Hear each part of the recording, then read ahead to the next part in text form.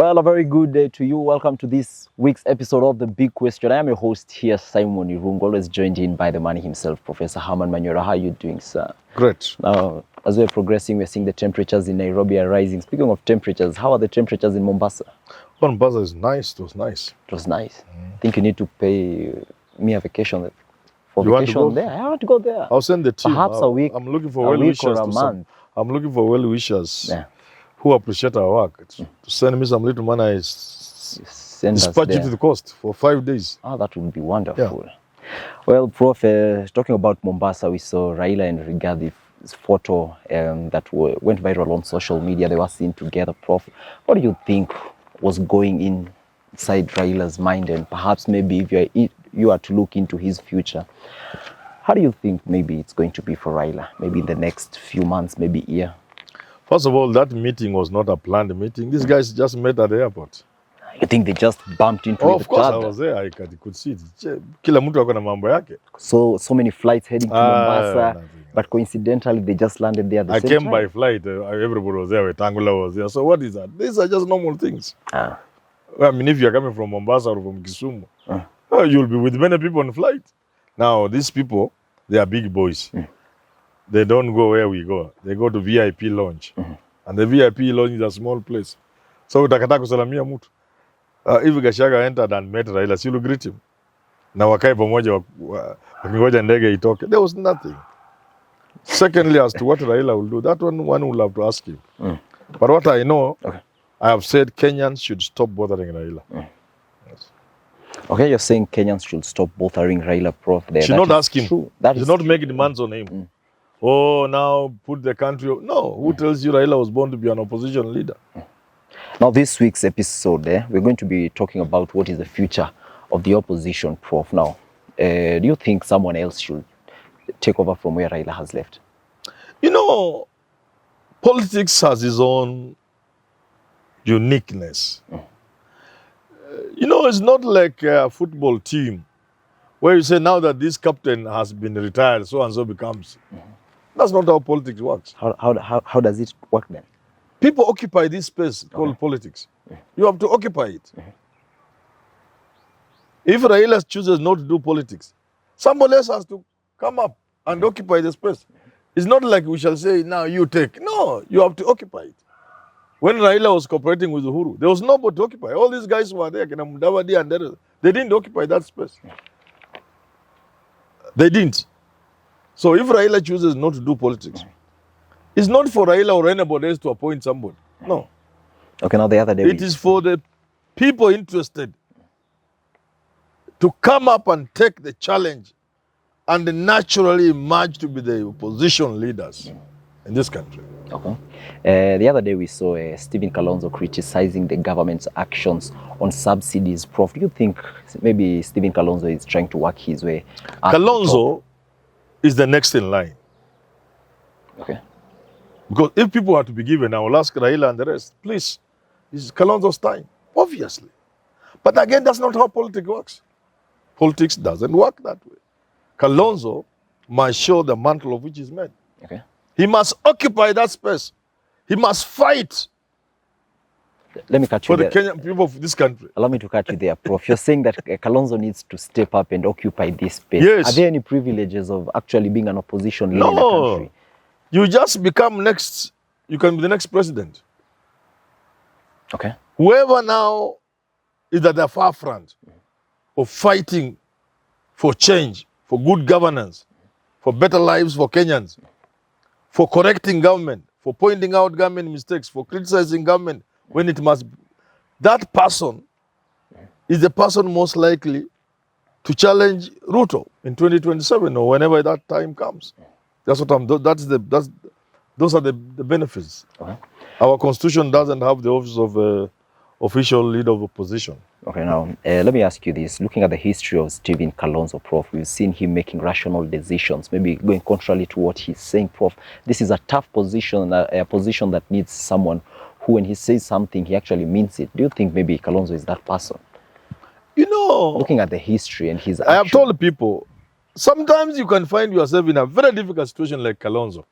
So people may think you are weak, you are wavering, watermelon, But if they were in the same situation like you, they will be worse. Maybe outside that situation, in a different environment, Kalonzo can prove all of you wrong. Okay. And the Azimio team, is it going to back him up? It should be natural. If Raila is not at the far front, Okay. if Raila is not running again, and I'm using my words very carefully, if he's not running again, Okay. naturally, they should all support Kalonzo Musyoka. Okay. Just the other day, among the remarks that Stephen Kalonzo made were maybe he said like they don't, we are not looking for jobs in the government. Yes. We have so many tasks in our hand that we are willing to fulfill these tasks. Yes. Prof, do you think this team, the Azimio team, Prof, is going to be behind him, even though they are given opportunities to work in the sitting government? No, it depends. Not everybody will be in opposition. Not everybody can stand for something. But clearly we know someone... Not everybody will be there. Many will be bought. Many will just run to Ruto, even without any offers being given them. You know, there are all these sort of opportunists and cheap fellows. But a few quality people will remain standing, and they will talk for the people of this country. Those are the people Kalonzo should work with. Okay, now looking at the history of Raila, him being on the side of opposition, we've seen him having strong comrades by his side, people like Orengo, people who are always there by him, Prof.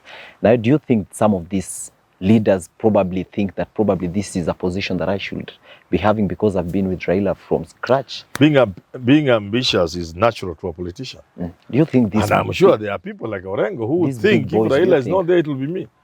It is for Orengo, it is for Kalonzo to make them toe the line. That's what I'm saying, occupying that space.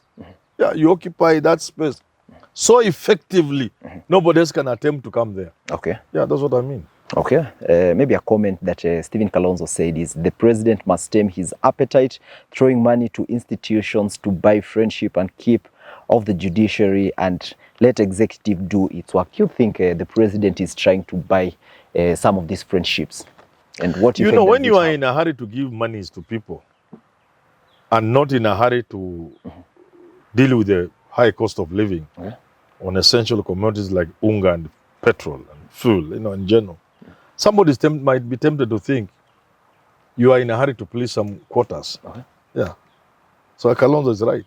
The president does seem to be in a hurry.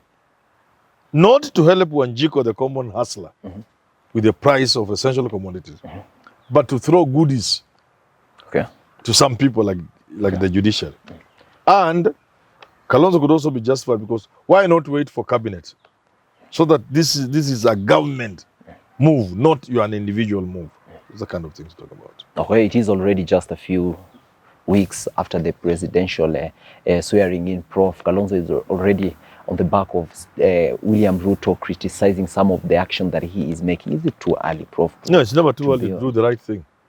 So long as Azimio is doing the right thing, so long as they don't criticize government for the sake of it, it's never too early. They should keep the government of the day on its toes, right from the appointment of cabinet. Everything the government does must be scrutinized by a serious opposition, so that if the president was going to make a wrong move, intentionally or otherwise, he's brought back on track in the interest of Kenyans. Okay, now let's divert the conversation to Evans Kidero, Prof. Some people are saying that he wants to take over from Raila. Probably he wants to lead the opposition. He even formed his own political party, Prof. What do you think maybe Evans Kidero is forming a political party at this particular time of the year after elections? Evans Kidero is at liberty. He's a free Kenyan. He's free to be ambitious. He can be ambitious and want to take off from Raila, not just in Nyanza, but in the whole country. He's at liberty. It's a good idea. He can form his party. But he might go and consult Dalmas Otieno a bit. Do you think about Kalonzo or whatever it was called? Do you think he can fill Raila's shoes, especially for the Western region? It is possible. But Raila's shoes, you know, they are too big for most of these people. Even if you put in 2 feet, bado iko na nafasi. So Kidero, you know, Let me use William Ruto. Okay. If you want to succeed somebody, and you come fighting that person, you must be as strong as William Ruto. As shrewd and as cunning and as everything, and as sharp as William Ruto. Okay. So that you can come fighting the Mois and succeed, including Moi himself, the old man, Daniel to Richard Moi. Okay. So Kidero is coming in and is entering through the path of fighting Raila. Does he have what it takes to fight Raila and succeed him? Okay. You're saying it's actually very difficult to bring Raila down and build on that? Yes. To be seen to be fighting him with the intention of succeeding him, you must be a William Ruto. And not many people are like that. Okay. Yeah. It's a very difficult task. Yeah. Raila is like a god to many people. Okay. So, most likely the person who will succeed Raila when Raila calls it a day will not necessarily be a person Raila has blessed, but will be a person who has not been antagonistic to Raila. People who have not shown open defiance to Raila. People like Orengo, if Eji was on their side. People like Amolo Tiende.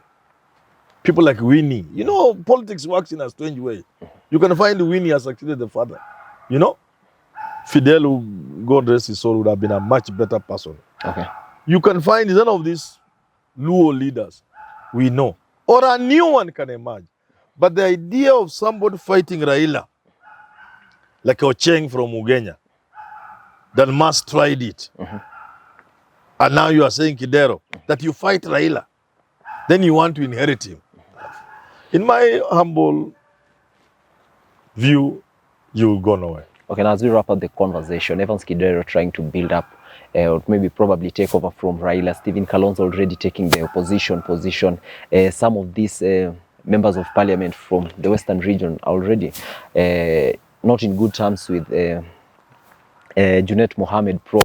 Now, the team that is supposed to be built for opposition, Prof, with this small disagreement between members, Prof, do you think it's going to have a major impact? And disagreements in political groupings or any grouping are normal. Okay. If you look at group dynamics, people are always having issues. Oh, Junet hapa, Joe hapa, G. Isn't that going to weaken the opposition? No, it happens everywhere, including Kenya Kwanza. They have found their share. The honeymoon will not last forever. There are people who are going to be disappointed with their cabinet positions. Because of this cabinet, it may disappoint many people. Government is going to be filled. After 6 months, you have not featured the way you thought, as a community or as a person. There are going to be differences, even in people are going to leave Ruto and join the opposition. It's normal in politics. Very normal. Okay. Yeah, very normal. I guess that's a good point to wrap up the conversation. Well, thank you so much for tuning in for this week's episode of The Big Question. I've been your host here, Simon Irungu, and if you have not subscribed to the channel, well, just go ahead, share the content, comment, tell us what you want to know from our end. Well, till we have the next episode, enjoy the rest of your day.